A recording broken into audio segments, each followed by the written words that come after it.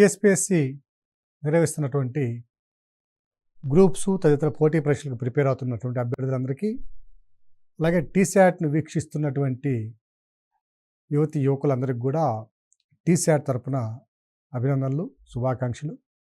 మనం జియోగ్రఫీలో ఉన్నటువంటి భారతదేశ వ్యవసాయ రంగం అనే అంశాన్ని గురించి మనం ఇప్పుడు చర్చించుకుందాం. ఇంతకుముందు సెషన్లో వ్యవసాయ రంగంలోని వివిధ ఆహార ధాన్యపు పంటలకు అవసరమైనటువంటి కండిషన్స్, అంటే వాతావరణ పరిస్థితుల్ని మనం చర్చించుకోవడం జరిగింది. ఈ సెషన్లో క్యాష్ క్రాప్స్, ప్లాంటేషన్ క్రాప్స్, అంటే వాణిజ్య పంటలు మరియు ప్లాంటేషన్ పంటలు, వీటికి సంబంధించినటువంటి వాతావరణ పరిస్థితుల్ని మనం చర్చించుకుందాం.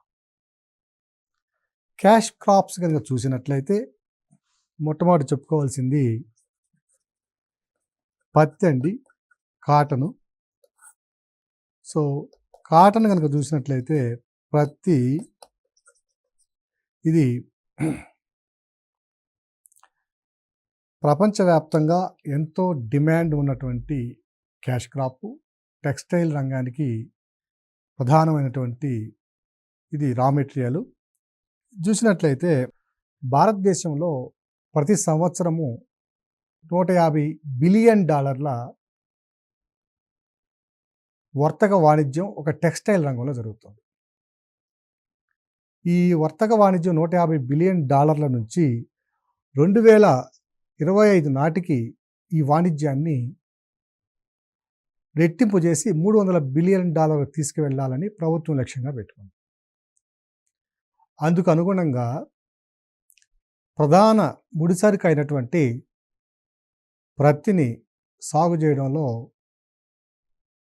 చేయించడంలో కూడా ప్రభుత్వం కీలక పాత్ర పోషిస్తుంది. మద్దతు ధర పెంచడం అనేది చాలా ప్రధానమైన అంశం ఇక్కడ. అలాగే దీనికి ఉండవలసినటువంటి వాతావరణం లేదా శీతోష్ణ స్థితి లక్షణాలు కనుక మనం పరిశీలించినట్లయితే ఇది హై టెంపరేచర్ను కూడా తట్టుకుని నిలవగలిగినటువంటి పంట. మినిమము 15 డిగ్రీల సెంటీగ్రేడ్ నుంచి 27-28 డిగ్రీల సెంటీగ్రేడ్ల వరకు కూడా తట్టుకోగలదు. 32 డిగ్రీల సెంటీగ్రేడ్ల కంటే కనుక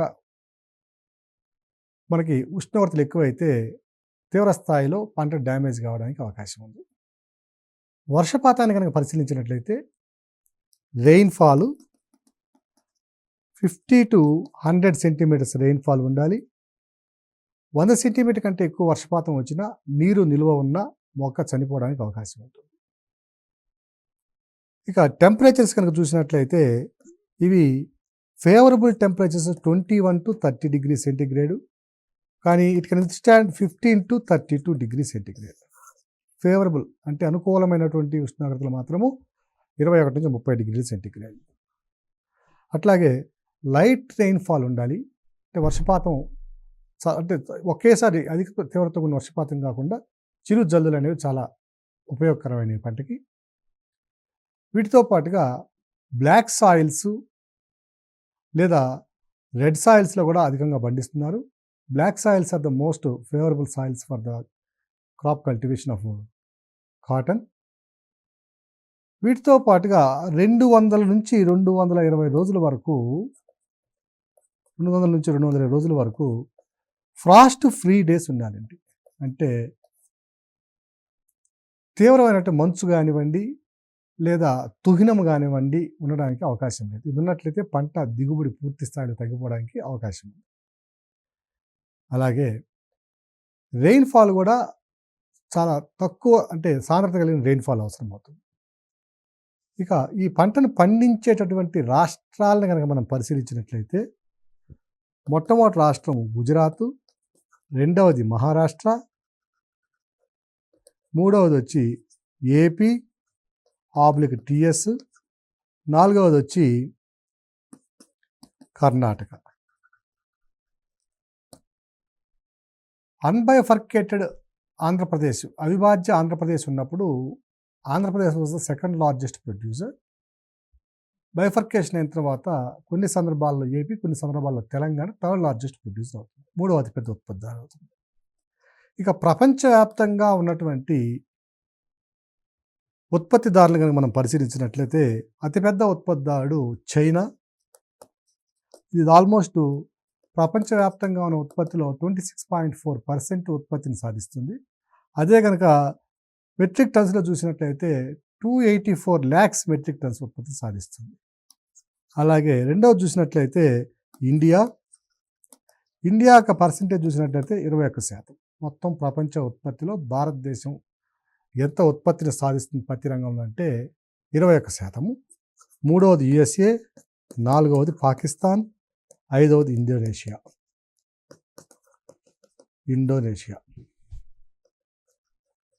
సో యుఎస్ ఒక 14% సాధిస్తే పాకిస్తాన్ ఒక 10% వరకు, అలాగే ఇండోనేషియా ఒక 7% పత్తిని సాగించడంలో మనకి ప్రధాన పాత్ర పోషిస్తుంది. సో 26, ఒక 21, 27, 37, 44, ఒక 14, 58 అంటే 60% పత్తి ఈ కేవలం 5 దేశాల్లోనే పండించడం మనం గమనించవచ్చు. ఇక మరొక వ్యాపార పంట క్యాష్ క్రాప్ కనుక చూసినట్లయితే జూట్ అంటే జనుము.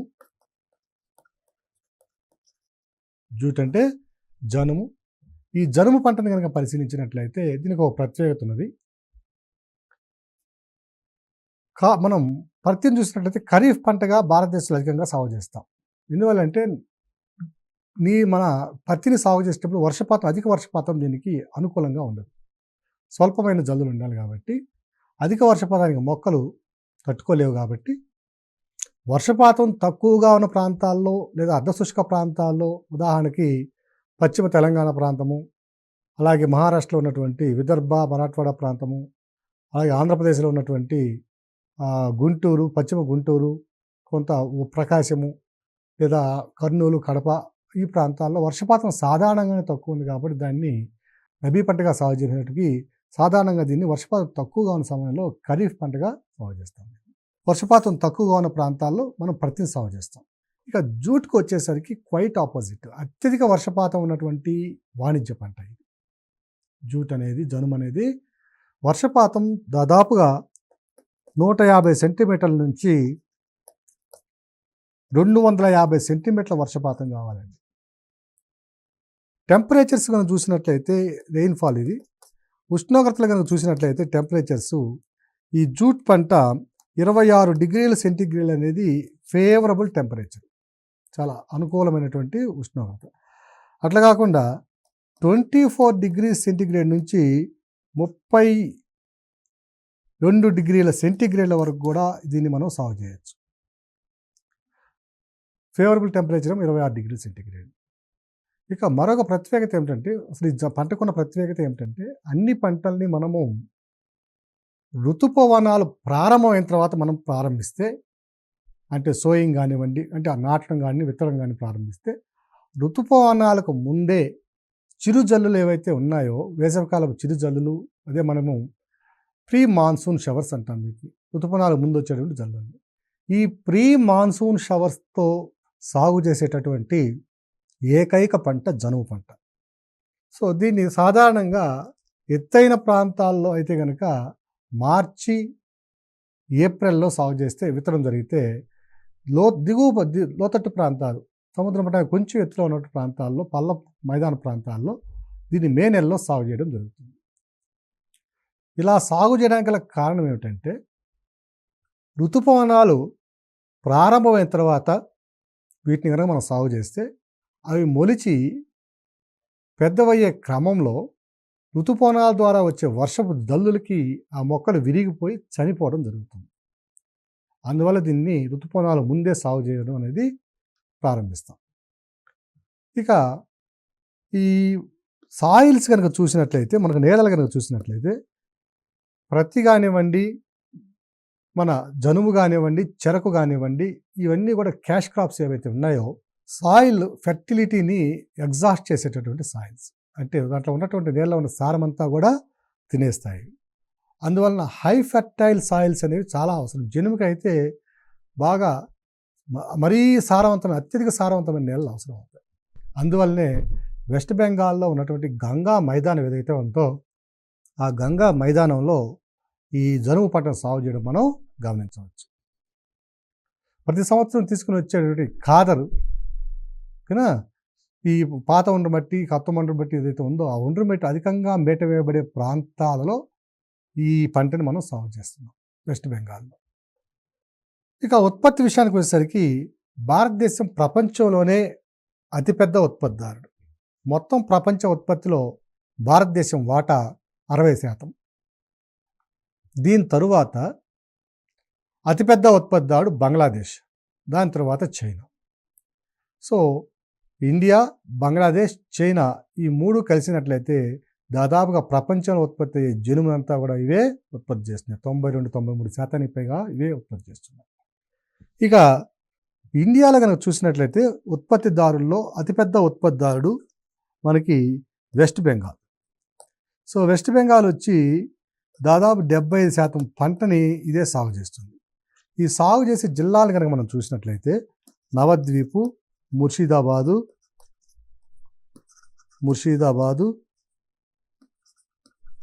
నార్త్ 24 పరగనా. సో ఈ జిల్లాల్లో అధికంగా మనము ఈ జనుమును సాగు చేస్తున్నాం. అట్లాగే దీని తర్వాత అస్సాంలో కూడా ఈ పంటను సాగు చేస్తున్నాము. నెక్స్ట్ ఒడిశా, నెక్స్ట్ ఆంధ్రప్రదేశ్లో ఉన్నటువంటి విజయనగరం, శ్రీకాకుళం, గుంటూరు, ప్రకాశం జిల్లాలో ఈ పంటను సాగు చేయడం మనం గమనించవచ్చు. సో అతిపెద్ద ఉత్పత్తిదారుడు వచ్చి వెస్ట్ బెంగాల్. మొత్తం ఉత్పత్తిలో 75% ఈ వెస్ట్ బెంగాల్ నుంచే ఉత్పత్తి అవుతుంది. During the partition period of the India, most of the fertile soils were left with India and most of the jute mills have gone to Bangladesh. So విభజన సమయంలో ఈ మిల్లులు అధికంగా బంగ్లాదేశ్కి వెళ్తే పంట పండేటటువంటి సారవంతమైన నేలంతా కూడా అధికంగా భారతదేశానికి రావడం జరిగింది. అందువల్ల భారతదేశంలో ఈ జూట్ మిల్లులని ఏర్పరచుకోవాల్సిన అవసరంతో కొంతమేర మొదట్లో ఈ పరిశ్రమ కొన్ని ఇబ్బందులను ఎదుర్కోవడం జరిగింది.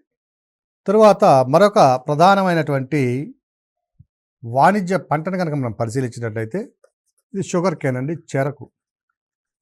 చెరకు కూడా సాయిల్ ఫెర్టిలిటీ ఎగ్జాస్టింగ్ క్రాప్. ఇది కూడా అధికంగా నేలలో ఉన్నటువంటి సారాన్ని మొత్తం కూడా గ్రహించడం జరుగుతుంది, ఫెర్టిలిటీ మొత్తం తీసుకోవడం జరుగుతుంది.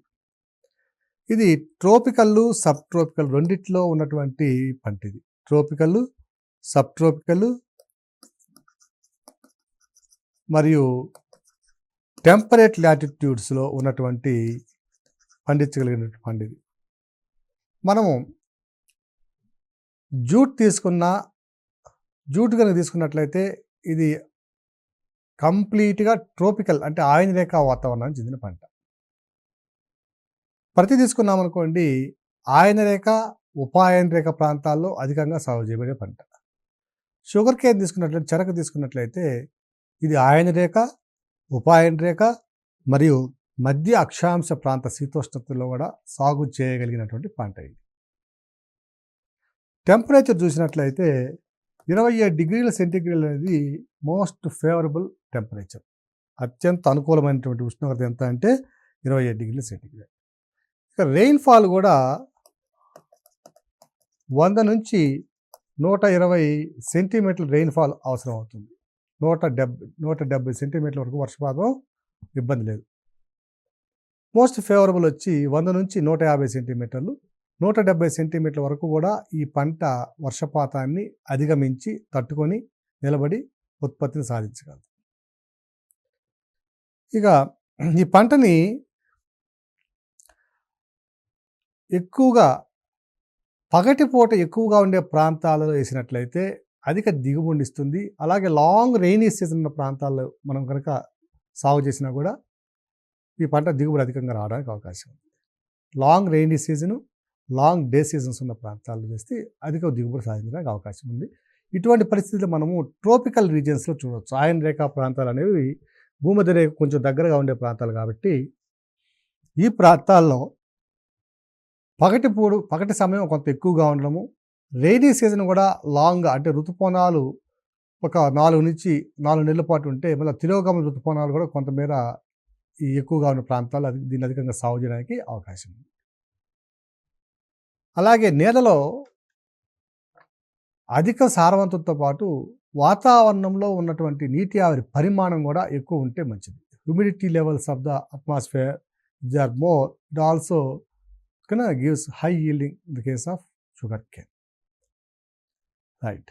ఇక ఉత్పత్తిని కనుక మనం ఇంకొక నేలను కనుక మనం ఒకసారి చూసినట్లయితే లోమీ సాయిల్స్ అంటే నీరు అధికంగా వెంటనే ఇంకిపోయేటటువంటి నేలలు కూడా చాలా ఫేవరబుల్ కండిషన్స్ ఇస్తాయి. ఇక ఉత్పత్తిని కనుక చూసినట్లయితే ప్రపంచవ్యాప్తంగా ఉత్పత్తిని కనుక చూసినట్లయితే ఒకటి బ్రెజిల్, రెండవది ఇండియా, మూడవది చైనా, నాలుగవది థాయిలాండ్, 5 పాకిస్తాన్, ఇంకా 6 కావాలన్నా కూడా Mexico. These are the leading producers of sugarcane in the world. Brazil కనుక చూసినట్లయితే దాదాపుగా 7,40,000 మెట్రిక్ టన్నుల ఉత్పత్తిని సాధిస్తే ఇండియా 3,40,000 మెట్రిక్ టన్నుల ఉత్పత్తిని సాధిస్తుంది. అంటే దాదాపుగా బ్రెజిల్ ఉత్పత్తి ఇండియా ఉత్పత్తి కంటే కూడా 2 రెట్ల కంటే ఎక్కువగా ఉండడం మనం గమనించాలి. ఇక భారతదేశంలో దీని యొక్క క్రాపింగ్ ఏరియా కనుక చూసినట్లయితే మొత్తము సాగు భూమిలో, స్థూల సాగు భూమిలో, నికరము కాకుండా స్థూలం తీసుకుంటే స్థూల సాగు భూమిలో 2.8% ఆఫ్ క్రాప్డ్ ఏరియాని ఆక్రమిస్తుంది. అంటే సాగు భూమిని ఆక్రమిస్తుంది. ఏరియా వచ్చి 2.8%. ఈ పండించేటువంటి పండించే మండలాలను కనుక మనం పరిశీలించినట్లయితే ఒకటి సట్లెజ్ గంగా ప్లెయిన్, ఇది వచ్చి పంజాబు మరియు ఉత్తరప్రదేశ్ ప్రాంతాల్లో బీహార్ వరకు ఉన్న ప్రాంతం సట్లెజ్ గంగా ప్లెయిన్. పంజాబ్ నుంచి బీహార్ వరకు ఉన్న ప్రాంతాన్ని కనుక మనం పరిశీలించినట్లయితే ఇది మొత్తం సాగు భూమిలో దాదాపుగా 51% ఆక్రమిస్తుంది. సాగు భూమిలో 51% ఆక్రమిస్తే ఉత్పత్తి మాత్రం మొత్తం దేశ ఉత్పత్తిలో 60% ఉత్పత్తిని ఆక్రమిస్తుంది. సట్లెజ్ గంగా ప్లెయిన్. వ్యవసాయ భూమి, సాగు భూమి చాలా ఎక్కువగా ఉండడం ఇక్కడ మనం గమనించవచ్చు. మహారాష్ట్ర నుంచి తమిళనాడు వరకు ఉన్నటువంటి ప్రాంతం బ్లాక్ సాయిల్ బెల్ట్ అంటాం దీన్ని. నల్లరేగడి భూమి అయినటువంటి బ్లాక్ సాయిల్ బెల్ట్ అయినటువంటి మహారాష్ట్ర నుంచి పశ్చిమ తీరంలో మహారాష్ట్ర నుంచి తమిళనాడు వరకు ఎక్కడ సాగు చేస్తారంటే పశ్చిమ కనుమల యొక్క తూర్పు భాగంలో మైదాన ప్రాంతం లేదా పీఠభూమి ప్రాంతాల్లో దీని యొక్క సాగు ఎక్కువగా ఉంటుంది. మహారాష్ట్ర నుంచి తమిళనాడు వరకు ఇదంతా కూడా బ్లాక్ సాయిల్ బెల్ట్. ఇక మూడవది వచ్చి కోస్టల్ ఆంధ్రప్రదేశ్, కోస్టల్ ఏపీ. ఈ కోస్టల్ ఏపీలో కృష్ణా గోదావరి నదుల మధ్య తీర ప్రాంతానికి పశ్చిమాన కొంత నీటి పారుదల లేనటువంటి ప్రాంతాల్లో ఈ పంటను అధికంగా సాగు చేయడం గమనించవచ్చు. ఇక దీంతో పాటు తెలంగాణ చూసినట్లయితే వరంగల్, ఖమ్మము తదితర ప్రాంతాల్లో కూడా మనము ఈ పంటను సాగు చేయడం మనం గమనించగలం. దీని తరువాత క్యాష్ క్రాప్ అయినటువంటి అంటే వ్యాపార పంట అయితే వాణిజ్య పంట అయినటువంటి మరొక పంటని కనుక పరిశీలించినట్లయితే ఇది టొబాకో. భారతదేశం కూడా పొగాకు ఉత్పత్తిలో ప్రముఖమైన స్థానాన్ని కలిగి ఉంది. ఈ పొగాకు సాగుకి అవసరమైనటువంటి కండిషన్స్గా మనం చూసినట్లయితే తక్కువ వర్షపాతంలో కూడా దీన్ని సాగు చేయడానికి అవకాశం ఉంది. ఉష్ణోగ్రతలు చూసినట్లయితే 15 నుంచి 35 డిగ్రీల సెంటీగ్రేడ్ వరకు ఈ ఉష్ణోగ్రతలు తట్టుకోగలవు. ఇక రెయిన్ఫాల్ చూసినట్లయితే దాదాపుగా ఇక్కడ ఫేవరబుల్ టెంపరేచర్ మాత్రం 28 డిగ్రీస్ అండి, 28 డిగ్రీ సెల్సియస్. రెయిన్ఫాల్ చూసినట్లయితే 40 to 100 సెంటీమీటర్ రెయిన్ఫాల్ మధ్య మనం టొబాకోను సాగు చేయడానికి అవకాశం ఉంది. వర్షపాతంలో విలువ 125 సెంటీమీటర్ల కంటే కనుక పెరిగింది అనుకోండి, ఈ పొగాకులో ఈ ఫైబ్రస్ అనేది చాలా అంటే లోపల ఉన్నటువంటి సారం అంతా వెళ్ళి ఫైబర్ లేకుండా నిస్సారం అయిపోతుంది. అలాగే 75 సెంటీమీటర్ల కన్నా తగ్గిన పొగాకులో నికోటిన్ శాతం ఎక్కువ అవుతుంది. నికోటిన్ శాతం ఎక్కువయ్యి అవి మనము పొగాకుని బేర్నీళ్ళలో కాల్చవలసి వస్తుంది. పచ్చి ఆకుని బేర్నీళ్ళలో పెట్టి వేడి చేసి దాన్ని పొగాకుగా మార్చాలి. ఈ వేడి చేసే క్రమంలో వర్షపాతం తక్కువగా ఉన్న భూములను కనుక మనం పరిశీలించినట్టయితే ఆ పొగాకు పొడి పొడి కావడానికి అవకాశం ఉంది. అంటే క్వాలిటీ తగ్గిపోతుంది, నికోటిన్ శాతం మాత్రం పెరిగిపోతుంది. లార్జెస్ట్ ప్రొడ్యూసర్స్ అతిపెద్ద ఉత్పత్తిదారులుగా మనం పరిశీలించినట్లయితే AP is the largest producer, accounts for 45% of the total India's production and followed by Gujarat which accounts for 14% of the total production of India, and then followed by UP 5%, and after that it is Tamil Nadu TN 2%. The other states which produce tobacco are Bihar, West Bengal, etc. Bihar west Bengal ఒక 1% ఉత్పత్తిని సాధిస్తూ ఉంటాయి. So అత్యధికంగా పొగాకును ఉత్పత్తి చేసిన రాష్ట్రం ఏమిటంటే ఆంధ్రప్రదేశ్ రాష్ట్రం, ఏపీ 45%. అయితే ఈ మధ్యకాలంలో భారత ప్రభుత్వం క్రాప్ డైవర్షన్ ప్రోగ్రామ్ సిడిపి అనే ఒక పథకాన్ని ప్రారంభించింది. 2015-16 నుంచి క్రాప్ డైవర్షన్ ప్రోగ్రామ్ అనే పథకాన్ని ప్రారంభించి అందులో భాగంగా పొగాకు యొక్క ఉత్పత్తిని తగ్గించడం కోసం అనేక రకాలైన చర్యలు తీసుకుంటుంది. దీనికి గల కారణం ఏమిటంటే భారతదేశం కూడా ఐక్యరాజ్య సమితిలో సభ్యత్వం ఉంది, అలాగే మిగతా అనేక అంతర్జాతీయ సంస్థల సభ్యత్వం ఉంది. కాబట్టి ఆ సభ్యత్వ పరంగా ఆయా సంస్థలు తీసుకున్న నిర్ణయాలకు అనుగుణంగా ప్రపంచవ్యాప్తంగా పొగాకు వినియోగం అరికట్టాల్సిన ఆ సందర్భంలో భారతదేశం కూడా అనేక సందర్భాల్లో ఈ పొగాకు యొక్క సాగుని నిర్వీర్యం చేయడానికి లేదా వారిని వేరే పంటకు వైపు మళ్లించడానికి అనేక సందర్భాల్లో ప్రయత్నాలు జరుగుతున్నాయి. అందులో భాగంగా ఆంధ్రప్రదేశ్లో ప్రకాశం జిల్లాలో ఈ ప్రయత్నం బాగా విజయవంతమైనట్టుగా మనం తెలుస్తుంది. భారతదేశం వచ్చి అతిపెద్ద ఉత్పత్తిదారుడు పొగాకు, రెండవ అతిపెద్ద ఉత్పత్తిదారుడు. సో భారతదేశంలో ఉన్నటువంటి అతిపెద్ద ఉత్పత్తిదారుల్లో ఆంధ్రప్రదేశ్ మొదటి ఉత్పత్తిదారుడు, అంటే అత్యధికంగా ఉత్పత్తి చేసే ఉత్పత్తిదారుడు. కాబట్టి అందులోనూ అత్యధికంగా ఆంధ్రప్రదేశ్లో ఉత్పత్తి చేసే జిల్లాలను కనుక మనం పరిశీలించినట్లయితే ప్రకాశం జిల్లా అనేది అతిపెద్ద ఉత్పత్తిదారుడు. సో ఇక్కడ కనుక మనం కంట్రోల్ చేయాలి అనే ఉద్దేశంతో ఈ పొగాకుని సాగు చేయడం అనే దాన్ని ప్రకాశం జిల్లాలో గణనీయంగా తగ్గించడం జరిగింది. ఇక పొగాకు ఉత్పత్తిని కనుక మనం పరిశీలించినట్లయితే అతిపెద్ద ఉత్పత్తిదారుడు ప్రపంచంలో చైనా 1883 మిలియన్ కేజీస్ ఉత్పత్తితో మొదటి స్థానంలో ఉంటే, రెండవ అతిపెద్ద ఉత్పత్తిదారుడు బ్రెజిల్, ఇది 620 మిలియన్ కేజీస్. మూడవ అతిపెద్ద ఉత్పత్తిదారుడు ఇండియా 240 కేజీస్. నాలుగవ ఉత్పత్తిదారుడు యుఎస్ఏ దాదాపుగా 200 మిలియన్ కేజీస్. ఐదవ ఉత్పత్తిదారుడు జింబాబ్వే. ఆరవ ఉత్పత్తిదారుడు అర్జెంటీనా. ఇంకా ఏడవ ఉత్పత్తిదారుడు మెక్సికో. ఇలాగా సో అతిపెద్ద ఉత్పత్తిదారుడు చైనా అయితే రెండవ అతిపెద్ద ఉత్పత్తి బ్రెజిల్ నుంచి వస్తే India is the third largest producer of tobacco in the world. వ్యాపార పంటల తర్వాత ప్లాంటేషన్ క్రాప్స్ని పరిశీలించినట్లయితే దీని మీద తరచుగా కూడా ప్రశ్నలు రావడం మనం గమనిస్తున్నాం. సో నెక్స్ట్ టాపిక్ వచ్చి ఈ క్రాప్స్లోనే ప్లాంటేషన్ క్రాప్స్.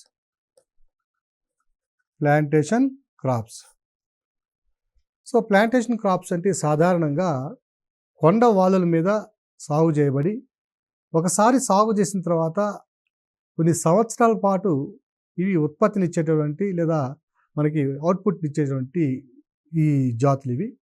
వీటిని కనుక చూసినట్లయితే మన భారతదేశంలో కమర్షియల్గా అధిక ప్రాముఖ్యత కలిగినటువంటి ప్లాంటేషన్ క్రాప్స్ కనుక మనం పరిశీలించినట్లయితే అవి టీ, కాఫీ, రబ్బర్, పెప్పర్, మన ఇలాచీ ఇవన్నీ కూడా ప్రధానమైనటువంటి పంటలు. మొట్టమొదటిసారిగా మనం టీని కనుక చూసినట్లయితే ఇది పూర్తిగా ట్రోపికల్ వాతావరణం, అంటే ఆయనరేఖ వాతావరణానికి చెందిన పంట. చాలా అధిక వర్షపాతం కావాలి మనకి. ఈ పంటని ఒక 1823లో రాబర్ట్ బ్రూస్ అనే ఆయన చూసినట్లుగా భారతదేశంలో చూసినట్లుగా తన బయోగ్రఫీలో పేర్కొనడం జరిగింది. సో సాధారణంగా ఈ టీ పంట అనేది it is native plant of China, కానీ చైనాలో చూడకుండా ఇది భారతదేశంలో చూశారు కాబట్టి ఇది భారతదేశానికి చెందిన పంట అని ఆయన అభిప్రాయపడడం జరిగింది. ఈ పంటను ఎవరి దగ్గర చూశారంటే మణిరామ్ దేవాన్ అనే ఆయన ఒక పొలాల్లో చూడడం జరిగింది. ఈ మణిరామ్ దేవాన్ అనే ఆయన అనేక వ్యయ ప్రయాసాలు కూర్చి దీన్ని ఎక్కడి నుంచో తీసుకొచ్చి దాదాపు చైనా బోర్డర్ నుంచి తీసుకురావడం జరిగింది. ఇది తీసుకొచ్చి మొట్టమొదటిసారిగా ఆయన పొలంలో సాగు చేయడం ద్వారా భారతదేశంలో టీ పంటకు పునాదులు ఏర్పడ్డాయని మనం చెప్పవచ్చు. కొలోనియల్ పీరియడ్లో బ్రిటిష్ వలసవాద కాలంలో 1823లో ఈ పంటను ఆయన రాబర్ట్ బ్రూస్ చూస్తే అంత కొంత ముందు కాలం నాడు ఈ పంటని సాగు చేసినట్టుగా మనకు తెలుస్తుంది. రాబర్ట్ బ్రూస్ అనే ఆయన చెప్పిన వివరాల ప్రకారం. అలాగే ఇది పూర్తిగా ఆయన రేఖా వాతావరణానికి చెందిన పంట. సో ఆయన రేఖా వాతావరణానికి చెందిన పంట. అలాగే ఎంత ఎత్తు వరకు దీన్ని మనం సాగు చేయొచ్చు అంటే సముద్ర మట్టం నుంచి సాగు చేయవచ్చు. దాదాపుగా 2100 మీటర్ల అబవ్ మీన్ సీ లెవెల్ అంటే సముద్ర మట్టానికి ఎత్తు వరకు మనం సాగు చేయడానికి అవకాశం ఉంది. ఇక వాతావరణ పరిస్థితులు కనుక చూసినట్లయితే హై టెంపరేచర్ కావాలి సమ్మర్లో వేసవిలో టెంపరేచర్స్ అధికంగా ఉండాలి దీనికి. ఈ టెంపరేచర్స్ ఎంతవరకు ఇది బేర్ చేయగలదంటే 21 నుంచి 29 డిగ్రీల సెంటీగ్రేడ్ వరకు బేర్ చేయవచ్చు. గరిష్టంగా 32 డిగ్రీల సెంటీగ్రేడ్ వరకు ఇది నిలదొక్కుకోగలదు. సో 21 నుంచి 29 డిగ్రీల సెంటీగ్రేడ్లు. అలాగే ఫెర్టిలిటీ చాలా ఎక్కువగా ఉండాలి. నీరు నిల్వ ఉండడానికి అవకాశం లేదు. సారవంతమైన నీళ్ళు ఉండాలి. అలాగే నేలల్లో కూడా లైము ఐరన్ కనుక ఎక్కువగా ఉంటే ఈ యొక్క పంట యొక్క దిగుబడి కూడా చాలా అధికంగా ఉండడానికి అవకాశం ఉంది. అలాగే వెల్ డ్రైన్ సాయిల్స్ కావాలి. ఎటువంటి ప్రస్తుతం నీరు నిల్వ ఉన్నట్లయితే ఈ పంట దెబ్బతినడానికి అవకాశం ఉంది. అలాగే ఈ పంటని హై హ్యూమిడిటీ అంటే అధిక నీటి ఆవిరిగా ఉన్నట్టు వాతావరణం ఉండేది చాలా మంచిది. అలాగే ఉదయం పూట ఎండ చాలా ఎక్కువగా ఉండాలి. అలాగే మన ఫాగ్ అర్లీ మార్నింగ్లో ఉన్నటువంటి ఫాగు డ్యూ కూడా దీనికి పంటకి అనుకూలమైన అంశాలు. అర్లీ మార్నింగ్ ఉదయం పూట సూర్యోదయం అయిన తర్వాత మనకి మంచు ఉండడము అంటే పొగ మంచు ఉండడం కూడా దీనికి అనుకూలమైనటువంటి మన వాతావరణ పరిస్థితులు. ఇక ఈ నేలల్లో కనుక ఈ సాగు చేసే నేలల్లో కనుక పొటాషు ఫాస్ఫరస్ కనుక ఉన్నట్లయితే ఆ నేలలో ఈ ప్రాంతంలో ఉత్పత్తి అయ్యే టీకి చాలా మంచి రంగు, రుచి, వాసన వస్తున్నట్లుగా మనం గమనించవచ్చు. High aromatic quality of tea can be produced from the soils which may have large proportions of potash and phosphorus. So ఇవి దీనికి బాగా అనుకూలమైనటువంటి పరిస్థితులు. సో ఈ విధంగా మనము భారతదేశ వ్యవసాయ రంగంలో పరిశీలించినట్లయితే వివిధ రకాల పంటలకు అవసరమైనటువంటి వాతావరణ పరిస్థితులు, ఆ పంటలు ఏ ఏ ప్రాంతాల్లో అనుకూలంగా పండుతున్నాయి, అనువైన నేలలు ఏమిటి, దానికి తగినటువంటి వివిధ రకాలైనటువంటి వాతావరణ పరిస్థితులు ఏమిటి అనేవి మనకి ప్రిలిమినరీ పాయింట్ ఆఫ్ వ్యూలో చాలా ప్రధానమైన అంశము. అనేక సందర్భాల్లో నేలలు, వాతావరణ పరిస్థితులు, అవి ఎదుర్కొంటే సమస్యలు, వీటి మీద ప్రశ్నలు రావడం జరిగింది.